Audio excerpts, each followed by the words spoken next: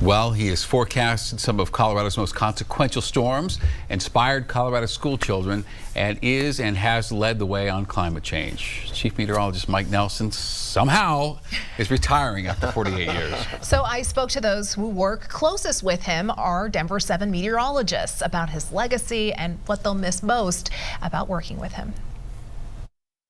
Check out this view of the thunderstorms roiling and boiling. He's not only a legend here in Colorado, but he's a legend in the meteorology community too. It is a tornado. Colorado weather is wild. It's crazy. It's not easy to do. And somehow that man is not only right all of the time, but he will see things off into the distance. This is really dramatic stuff to be watching. I thought when Mike was retiring, no, he's like my work dad. Father figure, weather pioneer, mentor.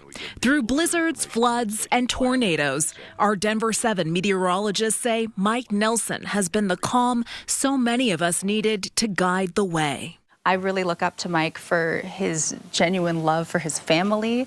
He's taught me that you don't need to be always moving and pushing to go someplace else to make your career grow. Mike cares so much about the next generation of meteorologists. He is always mentoring students, young broadcast meteorologists. He always makes meeting someone a great experience for them and for him. He's really excited to meet people. Over the decades, Mike has done thousands of school visits, inspiring nearly 1 million school children to reach for the stars with his tornado dance. Lockheed Martin, where the rocket scientist said to him when he went out there, you spoke to our schools when we were young, and they're rocket scientists now.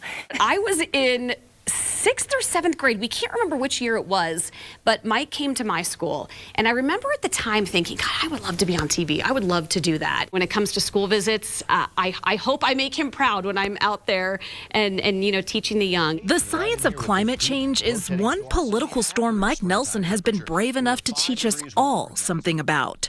A controversial topic most meteorologists still shy away from. As temperatures increase, 20 years ago, people were really hesitant to bring it up on air, and he has been, one of the leading supporters of getting the message out and teaching people, the truth about climate change. Mike co-wrote a book on climate change and is renowned in the industry for integrating the topic into nearly every newscast. I think it's very brave of Mike to stand where he does on climate and really make it known that these are the facts. While Mike was an early developer of weather computers, his dedication to the data can be seen in no better place than his wall of printed weather maps. 3-hole punch. Who 3-hole punches anymore? Danielle plans to continue his chart of daily handwritten notes going back years of the highs and lows. See my handwriting versus his right there.